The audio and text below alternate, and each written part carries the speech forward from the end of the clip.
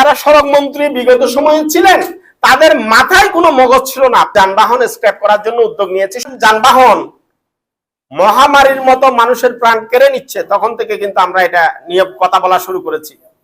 আপনি আমাদের আরো অনেকগুলো এই যে সড়ক দুর্ঘটনা ইয়াতে দেখবেন, এই যে ফিটনেসবিহীন যানবাহন স্ক্র্যাপ করার জন্য উদ্যোগ নিয়েছি। শুধুমাত্র এখানে বলছি না, সড়ক মন্ত্রণালয়ের সবকটা মিটিং আমি এটা উঠাচ্ছি। অলরেডি সরকার একটা স্ক্র্যাপ নীতিমালা তৈরি করেছেন, আমাদের দাবির প্রেক্ষিতে স্ক্র্যাপ নীতিমালা তৈরি করেছেন। বিগত সরকার স্ক্র্যাপ নীতিমালা বাস্তবায়ন করবার কথা ছিল 2024 সালের 30 ডিসেম্বর, নির্বাচনের জন্য এটাকে স্থগিত করলো। এই যে নির্বাচনের পরে এটা আবার বাস্তবায়ন হবার কথা, এখনো এটা স্থগিত আছে, কিন্তু এটা অনুমোদন হয়ে গেছে। আমরা ব্যাটারি চালিত একটি রিক্সাও উচ্ছেদের পক্ষে নই। আমার ওই যে প্রথমে বলেছিলাম আমাদের ব্যবস্থাপনার ঘাটতি আছে। আমি কোন সড়কে কাকে চলতে দিব তার প্রাধিকার আমি ঠিক করে দেই।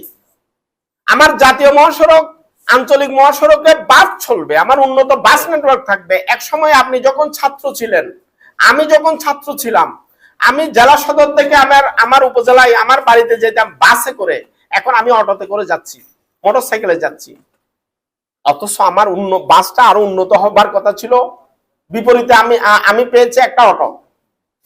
এখন ব্যাপারটা হলো যে পৃথিবীর দেশগুলো কিভাবে যাচ্ছে, তাদের গণপরিবহনের পলিসি কি।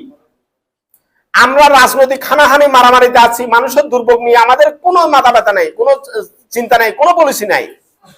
আপনি দেখুন, উন্নত বিশ্ব বাস নেটওয়ার্ককে শক্তিশালী করে তারা যানজট এবং দুর্ঘটনা কমাচ্ছে, আর আমরা ছোট যানবাহন জাতীয় মহাসড়কে নিয়ে আসছি। আপনি যখন গণপরিবহন সংকট, তখন আপনার মতো মানুষ, আমার মতো মানুষও আমি ওই অটোতে চাপতে বাধ্য হচ্ছি। কিন্তু রাষ্ট্রকে এটার উদ্যোগ নিতে হবে। আমার গণপরিবহন শক্তিশালী করতে হবে। গণপরিবহন জাতীয় মহাসড়ক, আঞ্চলিক মহাসড়কে চলবে, শহরের প্রধান সড়কে চলবে, কিন্তু গলি সড়কগুলোতে আমি রেশনিং পদ্ধতিতে আমি ব্যাটারি চালিত রিক্সাকে ব্যবহার করতে পারি।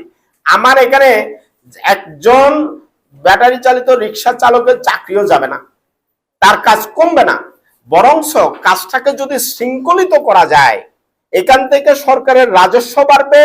সরকার যদি তাদেরকে নিবন্ধন দেয়, লাইসেন্সিং এর আওতায় নিয়ে আসে, এখানে দুটো কাজ হয়, একটা সরকারের রেভিনিউ আর একটা হলো শৃঙ্খলা। এখন ব্যাপার হলো যে আমার ব্যবস্থাপনার, পুরা পরিবহন সেক্টরের ব্যবস্থাপনাই গলত। আমাদের যারা সড়ক মন্ত্রী বিগত সময়ে ছিলেন তাদের মাথায় কোনো মগজ ছিল না পরিবহন চালানোর মতো। এখন পরিবহনে চালানোর মতো মাথায় মেকানিজম নাই। তাকে যদি প্রধানমন্ত্রী সড়ক মন্ত্রী বানাইয়া বসাই দেয়, রাষ্ট্রের দুর্গতি হবে, মানুষের প্রাণ যাবে, মানুষ ভোগান্তিতে থাকবে।